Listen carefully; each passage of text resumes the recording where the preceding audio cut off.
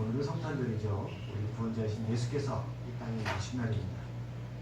우리는 살아가면서 많은 날들을 기다려요. 생일도 기다리고 또 설날도 기다리고. 그런데 무엇보다도 우리 생명을 다시 살게 하신 분이 이 땅에 오신 날을 기뻐하며 맞이하지 않을 수 없는 것입니다. 그런데 예수님께서 성경에 보니까 이 땅에 오실 때는 우리가 생각하는 구원자와는 다른 모습으로 나셨습니다. 오늘 본문에 예수님은 말구 위에서 태어나셨다고 했어요. 당시 이스라엘은 로마의 식민지였습니다. 국권이 없던 나라고 나라의 경계가 없던 그런 상황이었습니다. 로마 황제가 이제 인구조사를 명했어요. 사람을 정확하게 알아야 세금을 정확하게 거둘 것 아니겠습니까? 또 군사도 모집할 수 있고. 그래서 인구조사를 하게 되는데, 유대인들은 전통적으로 인구조사를 하면 자기가 태어난 대로 돌아가서 거기서 인구조사를 받아요. 왜냐하면 거기에 태어난 그 이름도 적혀있고, 그러니까 거기 가서 살았는지 죽었는지 확인도 하고 정확한 인구도 측정할 수 있으니까. 그래서 요셉도 자기 고향인 베들레헴으로 아내와 함께 나사렛에서 한 160km 정도 되는 그 먼 거리를 갑니다. 그래서 160km나 되니까 한 8일 정도 걸린 것 같아요, 대충. 그런데 만삭의 마리아가 먼 거리를 가다 보니까 베들레헴에 도착했을 때 산기를 느꼈습니다. 그런데 당시 베들레헴에는 이 호구조사를, 인구조사를 위해 온 사람들이 너무나 많아갖고 여관에 머물 방이 없었습니다. 그래서 결국 요셉이 마리아를 마구간에서 아기를 낳게 했어요. 좀 있을 수 없는 일이지만 어쩔 수가 없었죠. 그래서 만왕의 왕이시고 모든 인류의 구원자이신 예수님이 이 초라한 마구간에서 태어나게 되신 것입니다. 그러나 이것은 저절로 된 게 아니고 우연히 된 일도 아니고 모든 것이 하나님의 섭리 안에서 된 일로 믿습니다. 그럼 왜 하나님께서 당신의 아들이시며 이 세상의 모든 구원자이신 예수님을 그렇게 낮고 천한 곳에서, 그리고 아무런 힘도 능력도 없는 연약한 아기 몸으로 오게 하셨겠습니까?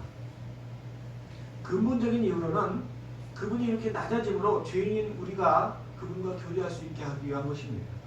만약에 예수님이 우리 구원자이시지만 권세 있는 왕이나 또는 장군이나 이런 모습으로 위험 있게 탄생하셨으면 누가 그분께 가까이 갈 수 있겠어요? 그 당시 사람이라도 지금 아무나 접견할 수 있는 거 아니잖아요. 왕이나 이런 사람들이면. 근데 누구라도 그분께 가서 만나볼 수 있고 은혜를 있게 하기 위해서 이렇게 연약한 모습으로, 천한 모습으로 이 땅에 나게 하신 것입니다. 그런데 이러한 분명한 이유 외에도 예수님이 이 약한 어린아이 모습으로 갓난아기로 이 땅에 오신 또 다른 이유가 있습니다. 오늘 이 성탄절 아침에 예수님께서 왜 하필 아기의 몸으로 이렇게 천한 곳에 나셨는지 세 가지 정도를 함께 생각해 보기 바랍니다. 첫 번째로, 왕 중의 왕이신 예수님께서 아기의 몸으로 오신 것은 굳이 창조주시고 왕 중의 왕이신 그분이 어떤 영광을 드러낼 필요가 없었기 때문입니다. 세상의 다른 왕들이나 집권자들은요, 아무리 큰 권력을 갖고 있다 할지라도 그게 자기 것이 아니라는 걸 알아요. 세상의 독재자들도 있죠. 히틀러나 또는 무슨 이디 아민 이런 사람들, 나폴레옹이나 이런 사람들은 한때는 워낙 권력이 강해서 자기 마음대로 다 했어요. 그냥 막 죽이려면 죽이고 살리려면 살리고 군대를 모아서 다른 나라를 침략하고 자기 마음대로 다 했어요. 그런데 그 권력이 자기 게 아니에요. 그걸 알아요. 그러니까 항상 이 마음속에 두려운 게 뭐냐면 빼앗길까봐, 권력을 잃을까봐 두려운 거예요. 그래서 이런 사람들이 하는 게 뭐냐면 이 권력을 잃지 않게 하기 위해서 사람들 앞에 자기 권위를 보이는 거예요. 화려한 왕궁, 강력한 군대, 그리고 화려한 복식 이런 걸 통해서 사람들한테 내가 이런 권세를 갖고 있다라는 걸 보여줘요. 밑에 사람들이 자기 말을 안 듣는 순간, 내가 이렇게 말을 했는데 안 듣는 순간부터 권세는 사라지고 있는 거예요. 이 권력자들은 그게 항상 두려워요. 더 나아가서 잘못하면 누가 반란을 일으켜서 자기를 죽이지 않을까, 그 권세를 뺏기 위해서. 그런 게 참 힘들어요. 그런데 이런 사람들과 달리 예수님은 스스로 권세를 갖고 계신 분이십니다. 누가 주신 게 아니에요. 하나님이 세상의 모든 자에게 권세를 주시기도 하고 뺏기도 하시지만 예수님은 하나님이시기 때문에 스스로 갖고 계신 분이세요. 그래서 세상의 왕들과 예수님이 다르다는 것은 그 권세의 범위가 다르다는 것으로 알 수 있어요. 이 세상의 왕들이나 집권자들은 권세가 아무리 강력해도 그 나라의 백성들에게만 그 권세를 쓸 수 있어요. 다른 나라 백성에게 뭐 이리 와라 저리 가라 그런다고 가요? 안 가지. 북한의 김정은이가 아무리 권력이 세다 해도 대한민국에 있는 국민에게 이리 와라 평양에 와라 그러면 가요? 안 가지. 이 북한 안에서만 권세를 쓸 수 있는 거예요. 김정은은 아무리 힘이 세도. 또 그 북한 안에 있다고 할지라도 김정은이 권세를 쓸 수 있는 것은 사람뿐이지 뭐 바람한테도 쓸 수 있는 건 아니죠. 동물한테 쓸 수 있는 것도 아니에요. 뭐 산이나 강이나 이런 거에 대고 뭐 이렇게 명령한다고 꼼짝도 하는 거 아닙니다. 그런데 예수님은 안 그러세요. 예수님은 성경에 보니까 바람과 파도도 잠재우시고 질병 보고 나가라 하면 질병이 떠나가고 귀신 보고 나가라 외치면 귀신이 떠나갔어요. 심지어 죽은 사람을 향해서도 살아나라 그러면 다시 살아나셨어요.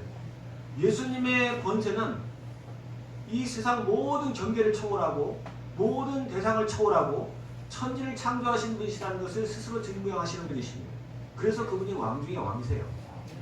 안 써도 그냥 목수의 옷을 입고 이 옷을 입고 계셔도 그분이 왕이라는 것은 그분의 권세를 통해서 증명되는 거예요. 이렇게 천지를 창조하신 권세를 갖고 계시기 때문에 뭐 이렇게 꾸밀 필요가 없어요. 그분이 뭐 내가 왕관을 쓰고 화려한 복식을 입고 의용대를 거느리고 뭐 이럴 필요가 없어요. 권세가 있는 분인데요. 그래서 그렇게 낮고 연약한 모습으로 오신 것입니다. 그런데 이 세상 사람들은 그렇지 않습니다. 왕뿐만 아니에요. 모든 권세를 갖고 있는 사람들은 이 자기를 드러내려고 애씁니다. 그리고 또 사람들은 거기 속아서 그런 사람들을 충성하고 그런 사람들을 전심으로 따라요. 저 사람에게 권세가 있으니까 나한테 도움을 줄 수 있을 것이다. 저 사람이 내 삶에 어떤 도움을 줄 수 있을 것이다 생각하고 뭐 직장에서든 어떤 공동체 안에서도 충성하고 열심히 섬겨요. 그런데 드라마 같은 데서 보면 이렇게 충성하던 사람들이 시간이 지난 후에 배신당하고 그럴 줄 몰랐다고 내가 그렇게 충성했는데 나를 버린다고 후회하고 막 그렇게 억울해하고 그런 장면들 보셨어요? 못 보셨어요?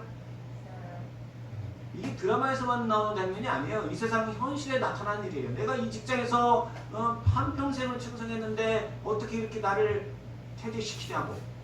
내가 당신을 위해서 그렇게 막 이게 회사에 가면은 산에 파벌이 있어갖고 무슨 부장님 파, 무슨 대표이사 파 뭐 이렇게 나눠진대요. 뭐 진짜 그런지는 잘 모르겠지만 그래갖고 이렇게 권력 싸움도 하고 그러는데 사람은요 언제든지 그 권세를 이길 수 있다는 것을 우리가 기억해야 합니다.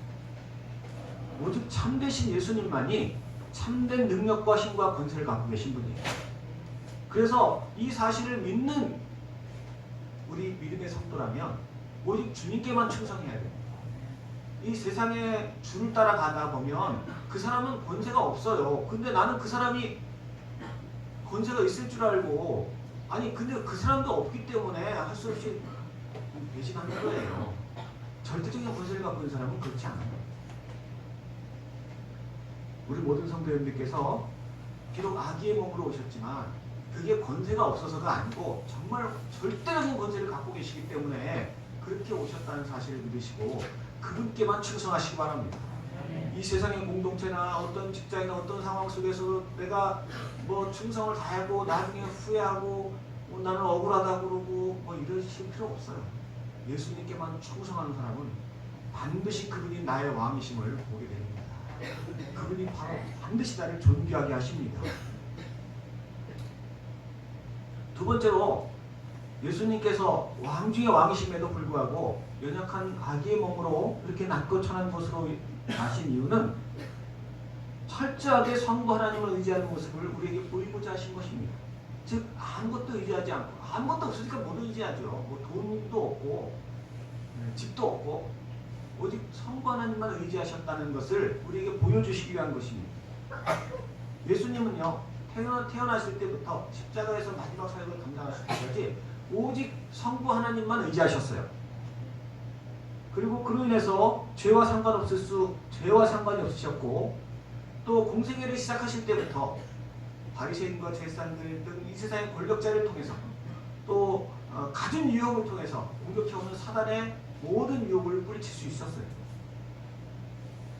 하나님만 의지하시는 성도인 되시기 바랍니다. 한 가지만 아는 사람이 무섭다는 말이 있어요. 싸움을 해도 한 사람만 때리는 사람이 무서워.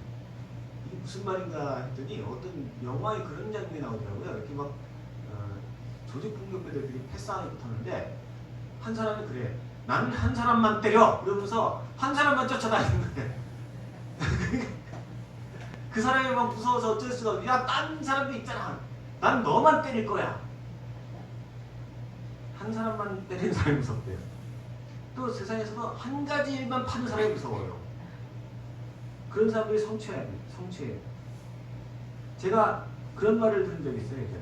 우리 예천이 주변의 다른 시군보다 작은데 인재들이 많이 나온대요.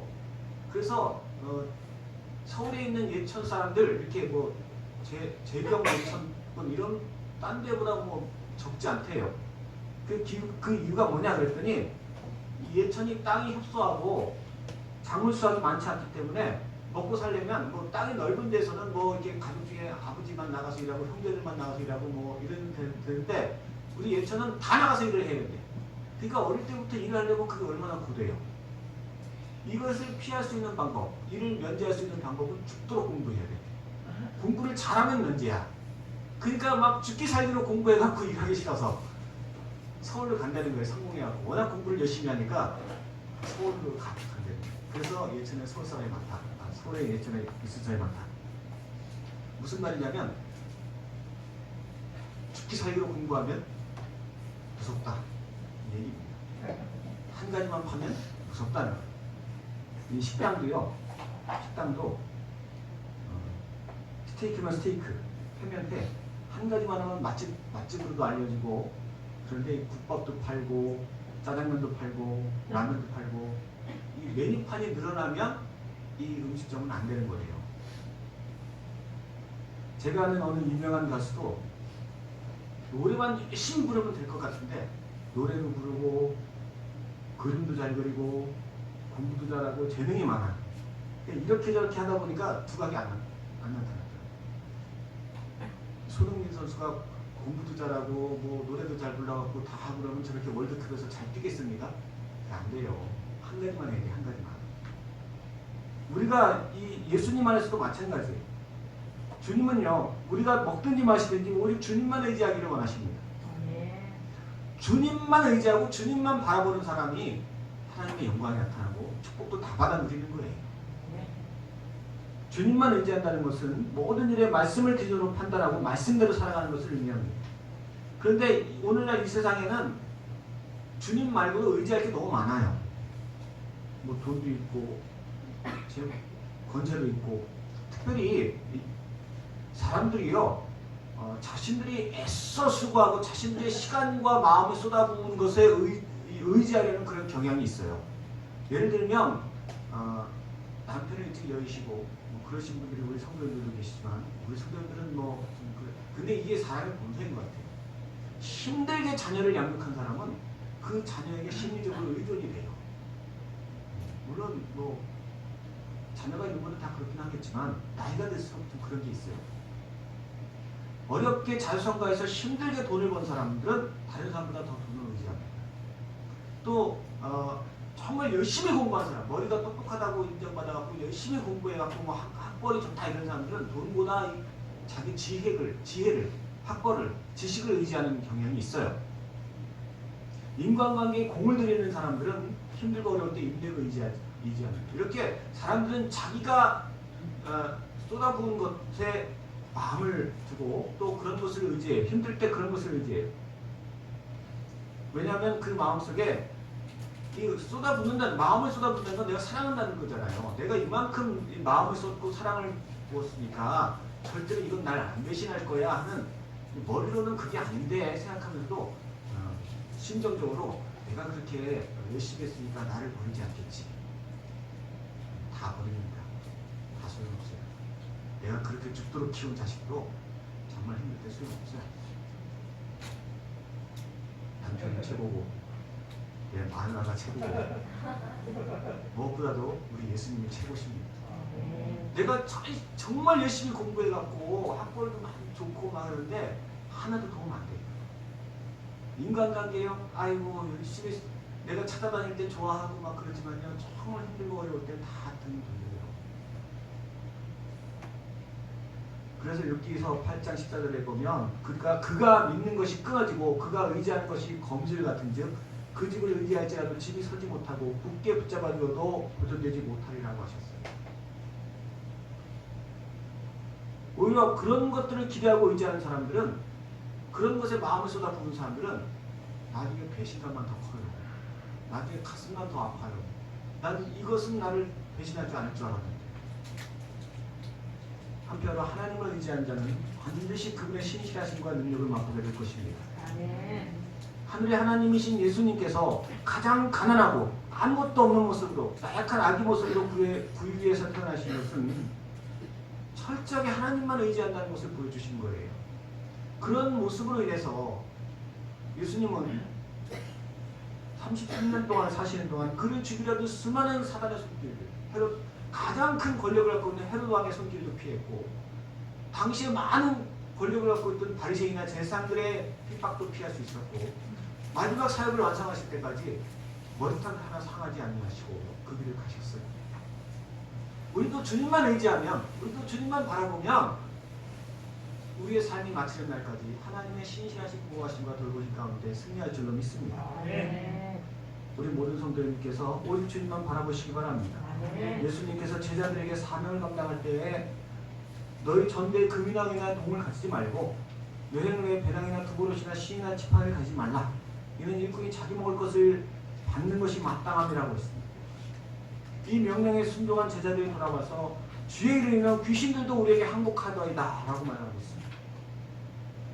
우리 모든 성도님께서 세상이 주는 지혜, 지식, 재물, 권세, 인간관계 이 모든 것이 아무것도 아니라는 것을 꼭 기억하시고 오직 주님만 의지하심으로 승리하시는 복된 성도님 되시기를 예수님의 이름으로 축원합니다.